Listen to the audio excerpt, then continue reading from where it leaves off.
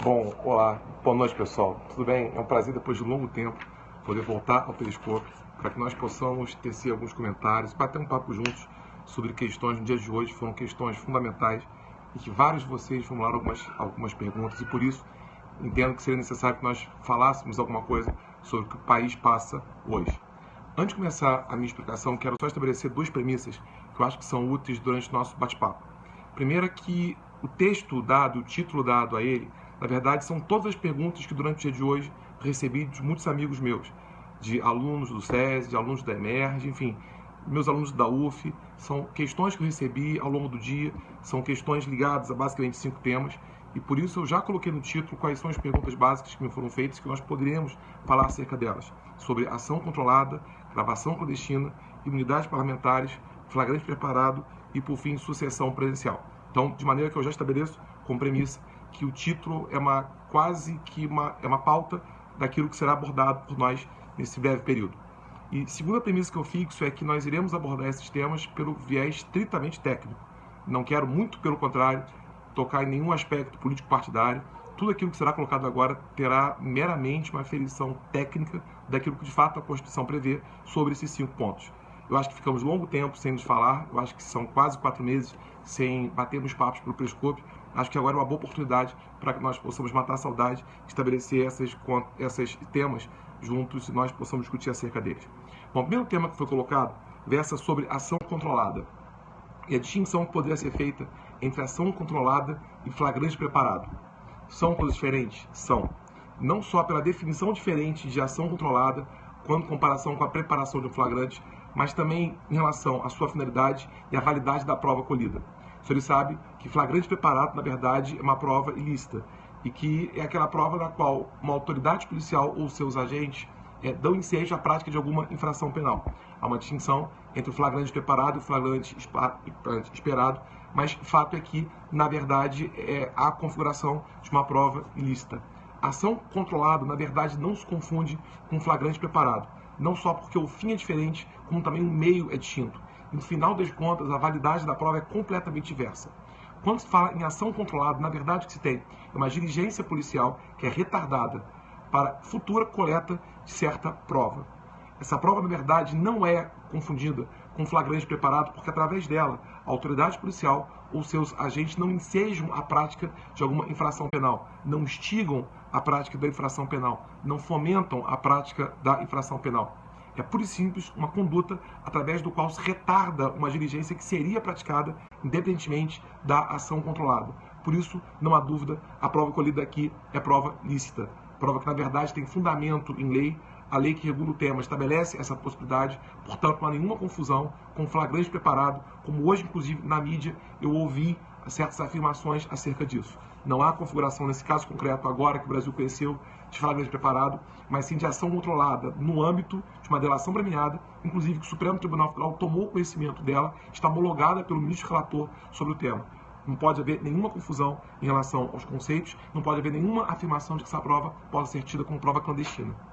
Depois existe uma menção à gravação clandestina, até porque hoje teria se afirmado, até um depoimento presencial, que teria havido um grampo e uma oitiva clandestina, ilegal, de certas condutas ou certas conversas mantidas pela via telefônica. Por favor, se houver alguma alegação nesse sentido, a meu sentir, ela deve ser afastada. Primeiro, porque não se pode falar em prova ilícita na medida em que, conforme havia colocado, há uma delação premiada, nos termos de uma lei, submetida a controle por parte do Poder Judiciário, com ampla defesa e contraditória, inclusive homologada pelo ministro relator no Supremo Tribunal Federal, que já excluiria por si só qualquer afirmação de que a prova poderia ser tida como prova ilícita. E vou até mais longe. Mesmo que não houvesse delação premiada, ou mesmo que ela não houvesse sido homologada, mesmo assim a prova, malgrado fosse lícita, não seria imprestável. É importante fazer aqui uma distinção que nem sempre os autores fazem entre prova lícita e ilícita e prova utilizável ou não utilizável. Prova é lícita ou ilícita conforme ela seja colhida conforme a Constituição ou contra a Constituição. Prova ilícita é aquela colhida contra a Constituição. Prova lícita é aquela colhida a favor de uma Constituição. No Brasil não se faz a distinção, tal como na Itália, entre prova lícita e ilícita, legítima ou ilegítima. Prova conforme a Constituição no direito brasileiro é prova lícita. Prova contra a Constituição no nosso direito é prova ilícita. Outra coisa é ser a prova utilizável ou não. É ter a possibilidade de utilização da prova no curso do processo, de valoração eventual sobre o conteúdo que essa prova tenha. Digo isso porque o senhor sabe que prova lícita é sempre admissível. Prova colhida conforme a Constituição pode ser aceita nos autos do processo criminal, via de regra. Mas que no Brasil nós não seguimos o modelo, por exemplo, americano, da absoluta, digamos, imprestabilidade da prova. Muito ao contrário. Em termos de prova ilícita, nosso modelo é o modelo alemão, que afirma que, via de regra, a prova ilícita não poderá ser aceita. Mas em situações excepcionais, por ponderação, a prova, mesmo ilícita, poderá ser admissível, desde que, através de uma ponderação, se prove que o bônus trazido à investigação é maior do que o ônus imposto ao investigado. Se construiu, então, a ideia que a prova ilícita poderia ser admissível no processo desde que pro réu. Então, por exemplo, digamos que haja uma tortura. E na tortura, alguém confessa que quem praticou homicídio não foi um réu que daqui a 4 dias será julgado perante o tribunal de júri, mas será ele torturado. Pergunta-se, pode juntar essa prova de tortura, que é a mais hedionda de todas as provas, no alto processo de júri, para obter a absolvição daquele réu? Sim, porque ela seria pro réu. O que não se pode é denunciar alguém com base na tortura, até porque seria utilização de prova ilícita contra o réu. Digo isso porque a única situação que o Supremo Tribunal Federal aceita de prova ilícita pró societate, portanto, de prova ilícita contra interesse do réu, é justamente gravação clandestina de conversa telefônica e até conversa ambiental, como foi o caso concreto. Gravação clandestina é prova ilícita, prova colhida contra a Constituição. Mas dependendo da ponderação que se faça, mesmo ilícita, ela poderá ser admitida. Quando então se faz uma separação clara entre o que é prova lícita e ilícita e prova admissível ou não admissível. O Supremo Tribunal Federal tem entendido que prova ilícita consistente na gravação clandestina pode ser admitida desde que haja prova de ato ilícito contra o outro interlocutor ou contra a coletividade. Vejam, prova de ato ilícito contra o outro interlocutor ou contra a coletividade. Não é necessário que o sujeito passivo seja o outro interlocutor, pode ser a coletividade como um todo. Como também não se impõe que esse ilícito venha a ser penal, pode ser um ilícito civil, pode ser, por exemplo, a improbidade administrativa. Então, por exemplo, digamos que vocês são promotores de justiça. Chegam às suas mãos fitas magnéticas de conversas gravadas entre o munícipe e o prefeito, nas quais o prefeito confessa que praticou improbidade administrativa. Pergunta: se você, como promotor de justiça, exercício de atribuições para a tutela jurisdicional, de interesses difusos, coletivos e individuais homogêneos, poderia oferecer petição inicial de uma ação civil pública, imputar ao prefeito do seu município eventual ato de improbidade administrativa? Sim. A prova é ilícita, não há dúvida acerca disso. Mas improbidade administrativa é um ilícito civil, mas ilícito, contra a coletividade, até porque, via de regra, leso erário. Seria viável, então, que fosse utilizada essa prova, evidentemente com todas as garantias processuais penais, degravada, etc., sujeita ao crivo do contraditório, para que, eventualmente, houvesse deflagração de uma ação civil com base nela. Então, nesse caso concreto, é importante lembrar que, primeiro, a prova não é clandestina.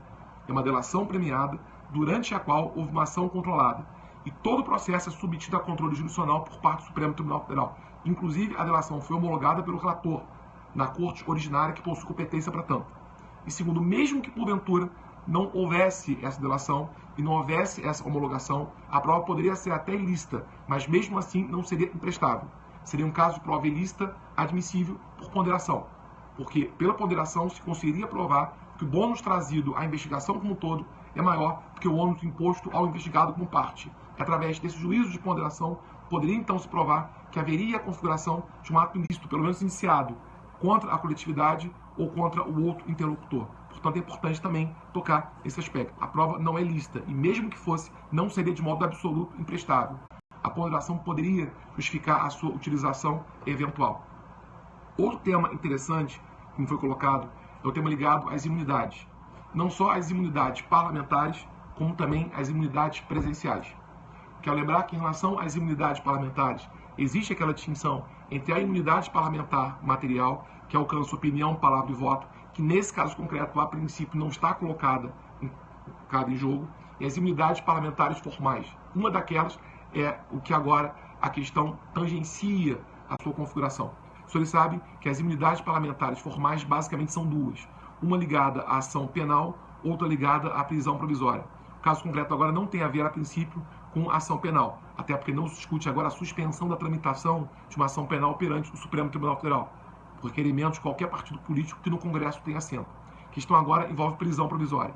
E a grande questão levada hoje à mídia foi a seguinte: poderia um senador, acusado pela prática de eventual crime ligado à corrupção até ativa, ser objeto de prisão em flagrante ou ser mantida eventual prisão provisória dele a outro título, ou isso seria inviável? Quero lembrar que a Constituição do Brasil prevê uma imunidade parlamentar formal, consistente na impossibilidade de prisão provisória de deputado ou senador no desempenho do seu mandato, salvo se houver flagrante de crime inafiançável. Então aqui há três possibilidades. Primeira, não houve flagrante, não pode haver prisão.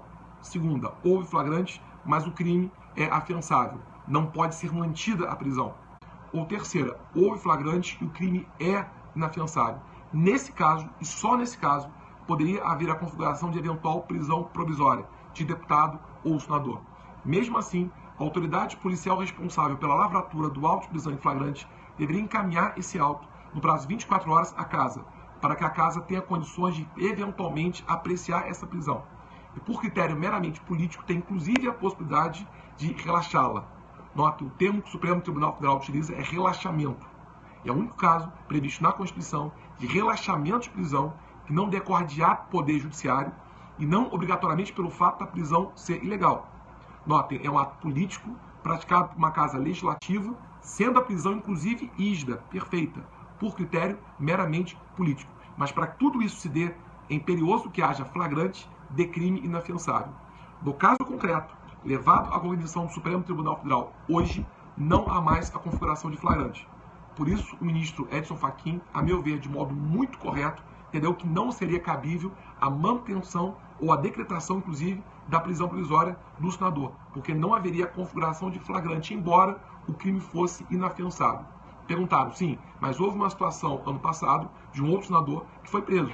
Inclusive, o Senado manteve a prisão dele. De fato, aconteceu, mas são situações diferentes, até porque os crimes imputados eram distintos. No passado, o crime imputado foi de obstrução à justiça. Agora, o crime imputado é de corrupção. Lembro a vocês que obstrução de justiça é uma conduta permanente. Portanto, a flagrância se protrai no tempo. No momento em que aquela prisão se deu, poderia haver a configuração de estado flagrancial. Inclusive, quando a prisão foi feita, havia até dúvida se ainda havia flagrante delito ou não, e o Supremo Tribunal Federal entendeu que sim, que havia flagrante delito. Nesse caso concreto, se houve flagrante, ele já cessou, até porque a conduta foi única, não se protraiu no tempo. E assim sendo, hoje não se pode mais falar em flagrante, embora o crime seja inafiançável, o que impediria a prisão. Mesmo assim, mesmo não havendo a prisão, nada impede que o Supremo Tribunal Federal, como de fato fez, faça uso de cautelares, que possam ser alternativas à prisão provisória. Por exemplo, afastamento do cargo, enquanto houver a tramitação de um certo processo. Por exemplo, confisco de passaporte, outras medidas cautelares necessárias, para que, porventura, o fato possa ser regularmente apreciado. Nada impede que isso venha a ser feito, como de fato o Supremo Tribunal Federal assim o fez. O que não é possível é que haja prisão se não houver flagrante, ou se o crime não for inafiançável. Hoje, por exemplo, se determinou que houvesse afastamento do cargo do senador, o que é possível, até porque o que a Constituição impede é que haja cassação do seu mandato pelo Poder Judiciário. Até porque, pela Constituição, a cassação é reservada à casa a qual pertence o deputado ou o senador, com ampla defesa e contraditório e maioria de votos absoluta, através de votação aberta. Não pode haver cassação. Agora, afastamento do mandato é totalmente possível, até porque medida cautelar, aliás, medida cautelar inominada, que no caso Cunha foi inclusive utilizada, para que houvesse afastamento e a instrução pudesse ser feita sem a participação daquele parlamentar no decurso desse processo. Isso é possível. O que não cabe, como havia falado, é a prisão provisória sem que haja flagrância atualmente. Uma outra questão que foi colocada é em relação à imunidade presidencial. Poderia o presidente responder pelo fato que ele é imputado? A meu ver, sim. E a imunidade presidencial que a Constituição prevê, nesse caso, não lhe aproveita. A Constituição confere ao chefe do Poder Executivo Federal 3, digamos, garantias. Primeira, o foro especial. Ele possui 2 foros especiais, o Senado ou o Supremo. Depende se o crime é de responsabilidade ou se o crime é comum. Se o crime for de responsabilidade, o Senado; se o crime for comum, o Supremo. Nas duas situações, a Câmara se manifesta para autorizar a instauração desse processo ou não. Outra garantia que ele possui é, na verdade, não responder por fato estranho ao desempenho de suas funções. Ele não pode responder por nenhum fato alheio às funções dele. Mas a terceira, na verdade, é não admitir a prisão provisória. Vejam que aqui se discute a segunda imunidade, não responder por fato estranho ao desempenho de suas funções. A Constituição é muito clara acerca disso no artigo 86. O presidente, no decurso do mandato, não pode responder por atos alheios ao desempenho das suas funções, por atos estranhos às funções de presidente da República, chefe do Poder Executivo Federal. Atos estranhos, na verdade, são 2 tipos de atos. São os atos praticados antes da investidura no mandato eletivo, ou são atos praticados depois da investidura nesse mandato eletivo que não tem nenhuma correlação com o mandato que ele desempenha. Nessas duas situações, o presidente não pode responder, porque são atos estranhos ao desempenho das suas funções. A notícia formulada hoje é de ato praticado após a investidura do presidente no mandato, que tem correlação com o desempenho do mandato dele, até porque ele teria atuado na condição de presidente, não seria algo estranho ao desempenho das suas funções. Fato, então, que o presidente da República tem garantias, mas nesse caso a garantia é condicionada. Ele tem a garantia de não responder no decurso do mandato, desde que o ato seja estranho ao desempenho de suas funções, desde que o ato seja anterior à investidura do mandato ou posterior à investidura do mandato, mas não tenha nenhuma correlação com o desempenho do seu mandato. Nesse caso, parece haver. Por isso, essa imunidade não prevalece no caso concreto. As demais garantias, o presidente dispõe que sem nenhuma condição. O foro especial em todos os casos de acusações contra ele terá foro especial, e a impossibilidade de prisão em todos os casos, e não pode ser provisória a prisão. Inclusive, a garantia do presidente é mais ampla do que a garantia do parlamentar, conforme havíamos colocado. Porque o parlamentar não pode responder por prisão provisória, salvo se houver flagrante de crime inafiançável. Então, se houver flagrante e se o crime for inafiançável, há prisão. O presidente, em nenhum caso, pode submeter à prisão provisória, mesmo que haja flagrante de crime hediondo. Mas, a meu sentir, nesse caso, não prevalece a imunidade, porque justamente ela está submetida à condição, e a condição aqui não se perfaz. Por isso, na verdade, seria possível que esse processamento se desse a partir de agora. Uma última questão é ligada à sucessão presidencial. Caso haja, eventualmente, uma interrupção de mandato, uma cassação ou outra via qualquer, o que deverá ser feito daqui para frente? Bom, hoje fica clara a possibilidade de esse mandato ser abreviado por 4 vias diferentes. Nós temos 4 possibilidades agora de encerramento desse mandato antes do advento do termo final dele, em 31 de dezembro de 2018. Quais são as possibilidades abertas que estão hoje postas? A primeira possibilidade é uma cassação através de uma ação eleitoral. Essa ação eleitoral está pronta para julgamento, incluída em pauta, no início de junho. Isso pode ensejar, eventualmente, uma eventual inabilitação para desempenho do mandato, sem contar a possibilidade de eventual inelegibilidade. Isso pode ensejar, sim, o encerramento desse mandato tão logo transite julgado, eventual acordo proferido pelo TSE. Uma possibilidade é essa.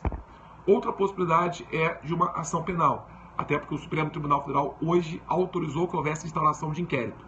Esse inquérito, na verdade, perquire crimes comuns, são 2 crimes comuns, poderá ser proposta a denúncia perante o Supremo Tribunal Federal, e se a Câmara autorizar que ela venha a ser instaurado o processo, pode ser que no processo criminal perante o Supremo Tribunal Federal também se chegue a eventual cassação do mandato presidencial.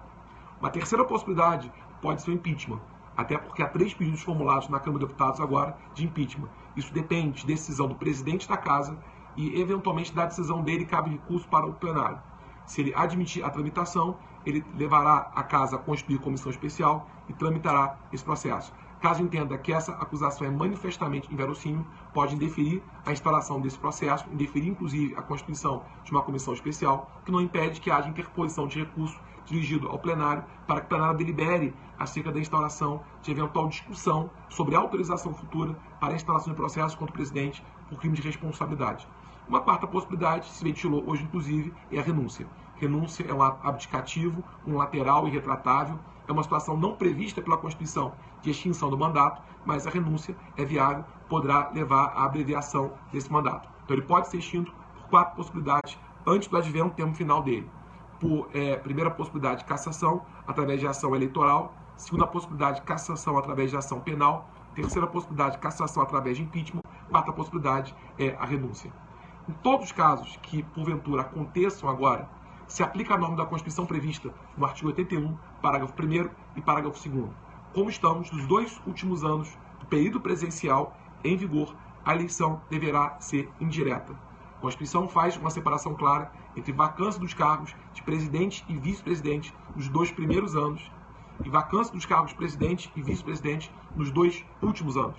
Se porventura a vacância ocorrer nos 2 primeiros anos do cargo de presidente e vice-presidente, a eleição será direta, no prazo de 90 dias.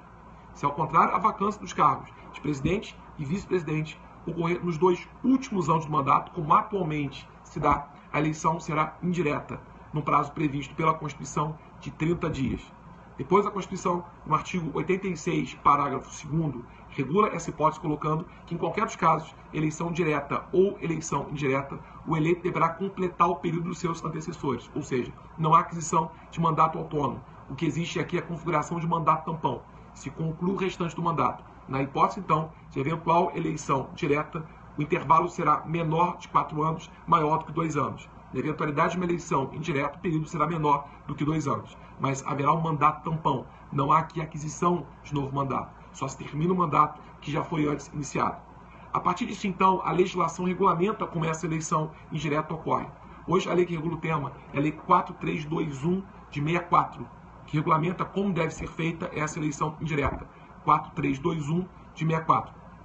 Pela legislação sobre o tema, 3 características são impostas a essa eleição. Primeira, a votação deve ser secreta. Não se fala aqui em votação aberta. Como a lei é de quase 50 anos atrás, se falava em cédula. Na verdade, hoje pode ser uma eleição eletrônica, desde que sigilosa. Então, primeiro, o voto tem que ser secreto. Segundo, além disso, se exige maioria de votos absoluta, o que abriria a possibilidade de até segundo turno. Não basta a maioria de votos, mas deve haver maioria de votos absoluta, para que o presidente, pelo Congresso, possa vir a ser eleito indiretamente.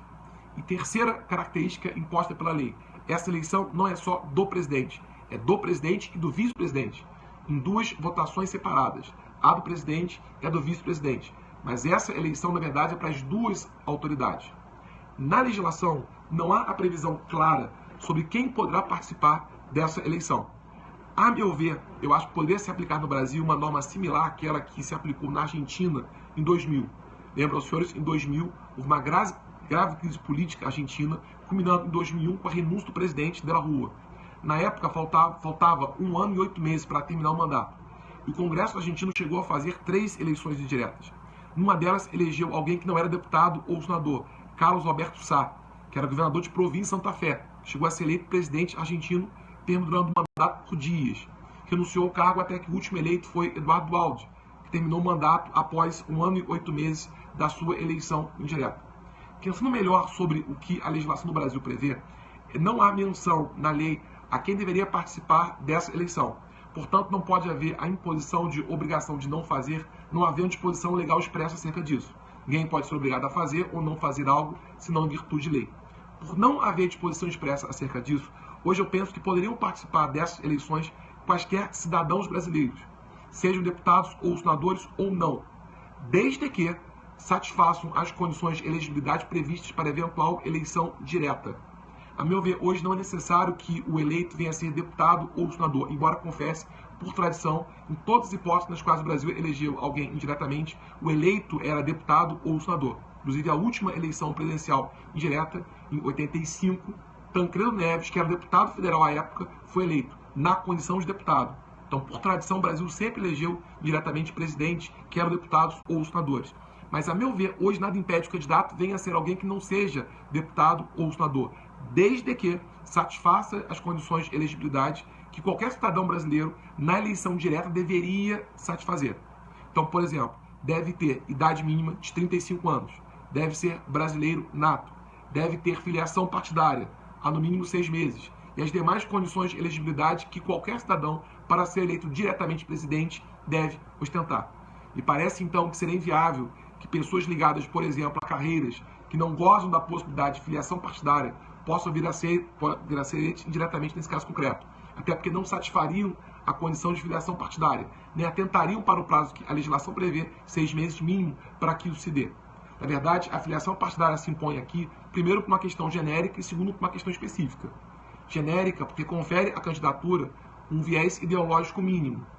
Permite que se entenda qual é o viés ideológico daquele candidato. Mas também, nesse caso, por uma razão específica. Pretende garantir a separação de poderes. Pretende impedir que carreiras do Judiciário, do Ministério Público, que não tenham possibilidade de atividade parlamentar e partidária, possam formular candidaturas aqui. E com isso preservar a independência dos poderes legislativo, executivo, judiciário e dos órgãos autônomos, como o Ministério Público e o Tribunal de Contas também.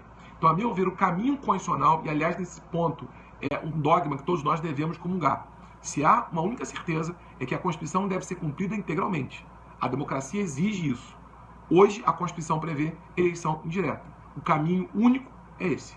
Nada impede que haja uma emenda à Constituição para o futuro que altere essa orientação, que estabeleça que essa votação poderá se dar por eleição direta. Lembro, no entanto, que uma proposta de emenda à Constituição tem uma tramitação mínima e demora um certo tempo para que possa vir a ser aprovado.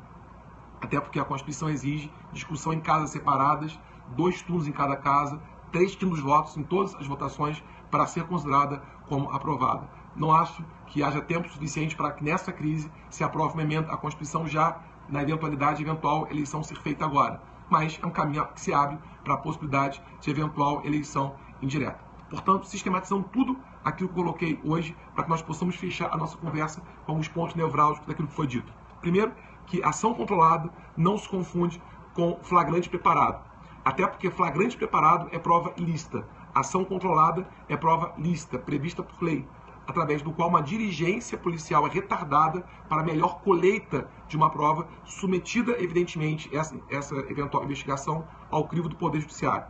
Segundo lugar, que, na verdade, o caso concreto levado hoje à cognição do Supremo Tribunal Federal e de todos conhecido, não envolve gravação clandestina, porque havia delação premiada homologada pelo Supremo Tribunal Federal. E mesmo que não houvesse delação, ou mesmo que ela não fosse homologada, conforme eu havia colocado aqui, a prova até poderia ser ilícita, mas mesmo assim poderia ser admissível, até porque, em tese, poderia ser uma gravação clandestina de conversa ambiental com prova de ato ilícito contra o outro interlocutor, ou, nesse caso, contra a coletividade como um todo.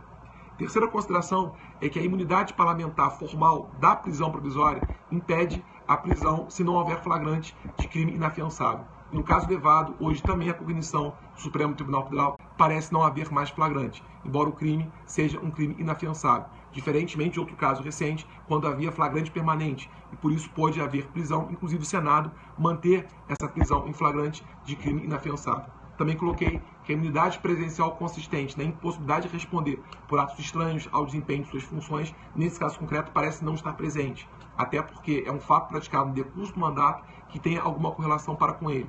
É a única garantia do chefe do Poder Executivo sob condição, ou seja, ele não responde desde que os atos sejam estranhos ao desempenho de suas funções. Convenhamos, não parecem ser atos estranhos. São atos praticados no decurso do mandato, correlatos às funções do presidente, que então eram desempenhadas. Também quero lembrar que a sucessão presidencial, a partir de agora, se porventura houver a interrupção desse mandato, pelas 4 possibilidades até então aventadas, cassação por ação eleitoral, cassação por ação penal, cassação por impeachment ou por renúncia, deverá se dar a saída constitucional para uma eleição direta que a Constituição prevê no artigo 86, parágrafo 1º e parágrafo 2º.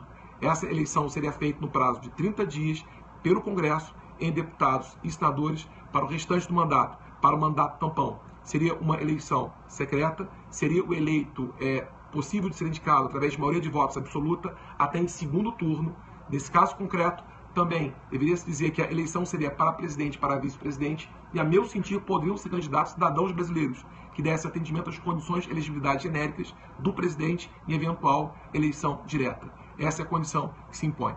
Por isso, então, pessoal, gostaria de mais uma vez dizer que foi um prazer estar aqui depois de longo tempo, para que nós pudéssemos brevemente bater um papo sobre esses assuntos. Quero realçar que todas as questões que eu coloquei hoje foram perguntas feitas por vocês, o que torna muito interessante a nossa interação. É importante que vocês pautem esses nossos encontros, para que nós possamos, através disso, atender aquilo que vocês realmente queiram. Até porque nós conversamos aqui para que sejam as mais úteis possíveis as nossas explicações. Então, achei muito interessante que durante o dia eu recebi muitas mensagens, muitas perguntas. Achei interessante, então, que nós pudéssemos condensar todas num único encontro e, através desse encontro, tecer alguns comentários sobre isso também. Quero mais uma vez dizer que meus comentários aqui não têm nenhum viés político-partidário, muito pelo contrário, são observações estritamente técnicas sobre o texto da Constituição ou eventual legislação sobre o tema. Muito obrigado a todos, foi um prazer revê-los mesmo. Até a próxima, então. Em breve, dependendo dos fatos acontecendo, me mandem mensagens, vamos bater contato e vamos bater papo sobre outros assuntos, então. Obrigado, até a próxima. Valeu, boa noite a todos.